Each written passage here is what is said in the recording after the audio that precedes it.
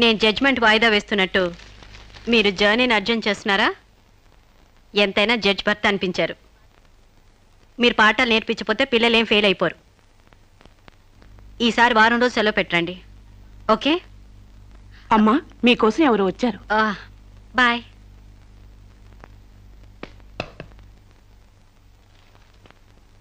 నమస్కారం అండి. నా పేరు సాంబశివరావు అండి. నువ్వు శిరీష తాలూకు మనిషివి కదూ? అవునండి. సారీ, నేను ఇంట్లో కోర్టు విషయాలు మాట్లాడను. నేను అందుకు రాలేదండి, కొన్ని సొంత విషయాలు మాట్లాడుకుందామని. సొంత విషయాలా? హాయ్, కొంచెం పర్సనల్ అండి. చెప్పండి. అది మన ఇద్దరి మధ్య ఉండాల్సిన పర్సనల్ అండి. మీరు కాసేపు బయట ఉండండి.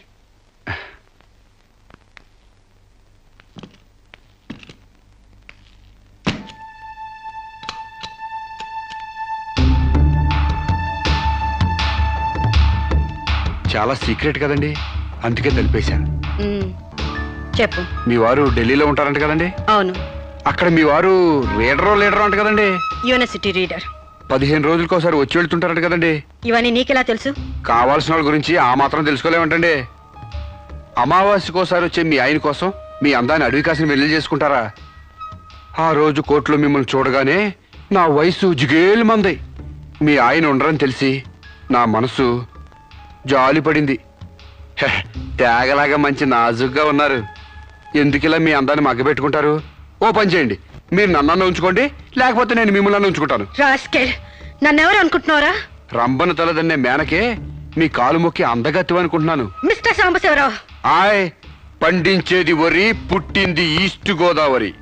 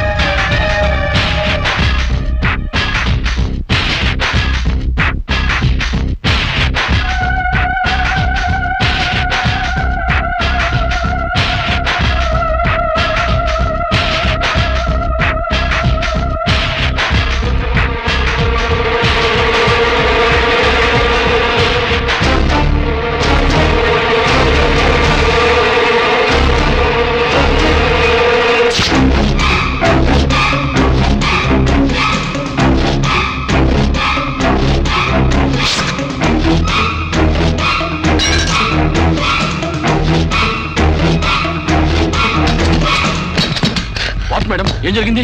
అతను చాలా ఇండిసెంట్ గా ప్రవర్తించాడు. అసలు వీడి లోపల ఎందుకు రానిచ్చారు మేడం? ముందు అతను హాస్పిటల్ తీసుకెళ్ళండి ప్లీజ్. Constables, call ambulance. ఆగండి.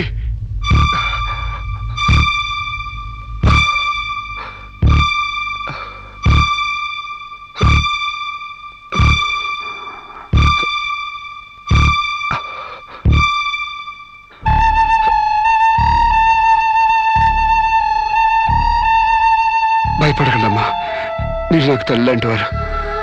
ఇదంతా నేను కావాలని చేయలేదు. శిరీష్ నిర్దోషని చెప్పడానికే చేశాను. అవునమ్మా, శిరీష్ అమాయకురాలు. నా శిరీష్కి అనుకోలేకపోయినా ఆర్తన ఉంది. మమకారాన్ని అర్థం చేసుకోలేకపోయినా మానవునికి విలువిస్తుంది. రాష్ట్రం కాని రాష్ట్రం వెళ్ళొస్తేనే స్టైల్ పెరిగే ఈ రోజుల్లో 20 సంవత్సరాలు ఫారిన్లో ఉండొచ్చిన శిరీష్కి ఇతరుల్ని డామినేట్ చేయాలనే తప్ప వేరే ఆలోచన లేని పిచ్చిది. మీరు ఒక జడ్జి అయ్యిండు కూడా ముందు వెనక ఆలోచించకుండా రేపు చేయబోయి నన్ను కత్తితో పొడిచారు. ఎందుకు? ఆడదానికి ఇష్టం లేకపోతే స్వయానా మన్మధుడే దిగొచ్చినా అంగీకరించదమ్మా. నా శిరీష శీలం లేని ఆడదైతే ఆ రోజు వాడిని ఎందుకు చంపేది? హాయిగా వాడితోనే డేటింగ్ పెట్టుకునేది. మొగుడితో తప్ప పరాయి మగాడితో ఊహించుకోలేని ఆడతోనూ ఉన్న ఏ ఆడదైనా ఆ పరిస్థితిలో ఉంటే ఈరోజు మీలాగే ఆ రోజు శిరీష్ లాగా చేస్తుంది. ఎంత పచ్చి వ్యభిచారైనా ఇష్టం లేని మగాడి చేయి పడితేనే చేదరిస్తుంది. నా శిరీష్ సిగ్గు తెలియంది కానీ శీలం లేనిది కాదమ్మా. తను నా తమ్ముడిని ఏ డేటింగ్ పేరుతో మోసం చేసిందో అదేవిధంగా మోసం చేసి తనలో మార్పు రావాలని నాటకం ఆడాను. అవును మేడం, శిరీష్లో మార్పు తేవాలని నేను సాంబశివరావు కలిసి ఈ నాటకం ఆడాం. ఆమెలో మార్పు సాధించాం. కానీ లాస్ట్ మూమెంట్లో మర్డర్ కేసులో ఇరుక్కుంది. మీరు శిరీషకు కటింగ్ శిక్ష వేయబోతున్నారని తెలిసి అతను ఈ రేప్ ప్లాన్ గురించి నాతో చెప్పాడు. నీకు తెలియంది కాదు కానీ చెప్తున్నాను.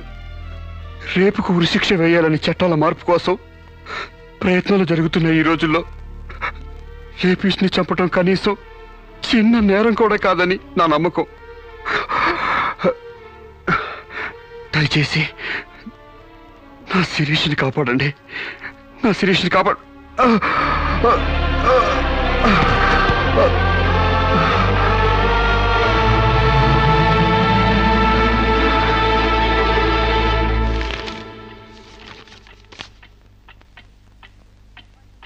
మనల్ని కుట్టినా కుట్టకపోయినా చీవని తేలిని పావుని చంపేస్తున్నాం మనకు హాని కలగకూడదని.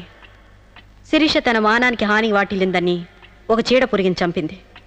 ఒక పథకం ప్రకారం ముందు వేసుకున్న ప్లాన్ ప్రకారం చంపలేదు కాబట్టి ఆ క్షణానికి ముందు హతుడు ప్రకాష్కి ముద్దాయి శిరీషకి పగలు ప్రతీకారాలు లేదు కాబట్టి ఆమె ఇంటెన్షన్గా అతన్ని గాయపరచలేదు కాబట్టి ఈ కేసుని కొట్టివేస్తున్నాను. 100 మంది దోషులు తప్పించుకున్నా ఒక నిర్దోషి కూడా శిక్ష అనుభవించకూడదు. న్యాయమూర్తి కోర్టు ద్వారానే కాదు, ఎలా తెలిసినా సాక్ష్యాలు స్వీకరించాలి. తానిస్తున్న ఏ తీర్పైనా పూర్తి నమ్మకంతో ఇవ్వాలి. ఈ 3 సూత్రాలు ఆడదానికి 3 ముళ్ళ మంగళసూత్రాల న్యాయమూర్తికి పవిత్రమైనవి. ఈ సూత్రాలపై నమ్మకంతోనే ఈ తీర్పు చెప్తున్నాను. సాక్ష్యాధారాలు పరిశీలించిన పిమ్మట శిరీష తన నేరాల్ని అంగీకరించిన నిర్దోషిగా ఆమెను విడుదల చేస్తున్నాను.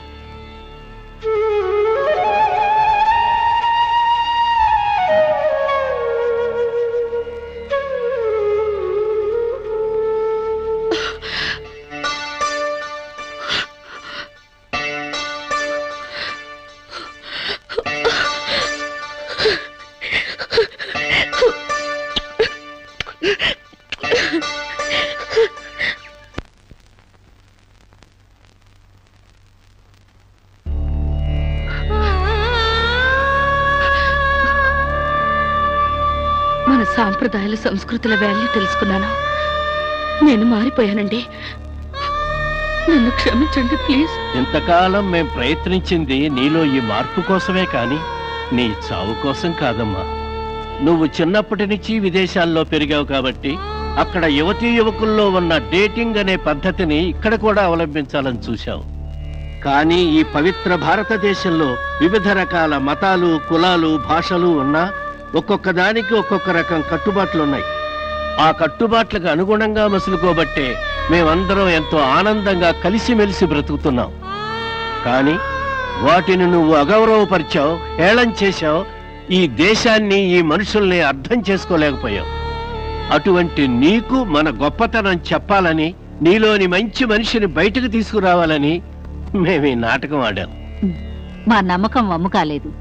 భారతీయ సంస్కృతి సాంప్రదాయం గల అమ్మాయే మా ఇంటి కోడలుగా రావాలనుకున్నాం. అలాగే నువ్వు మా ఇంటి కోడలు అవుతున్నావు. నిజంగానా?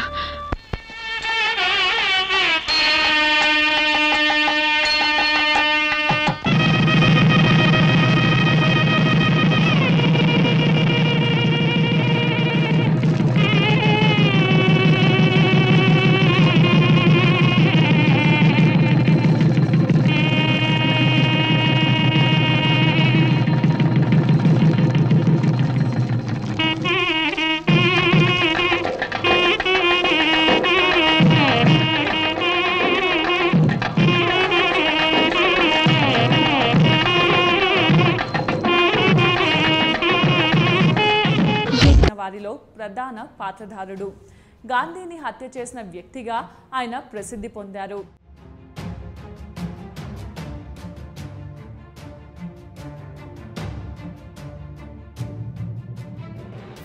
గాడ్సే పూర్తి పేరు నాథురామ్ వినాయక్ గాడ్సే. ఇతను 1910 మే 19వ తేదీన పూణే జిల్లాలో బారామతి పట్టణంలో జన్మించాడు. ఇతని తండ్రి పేరు వినాయక్ వామన్ రావు గాడ్సే.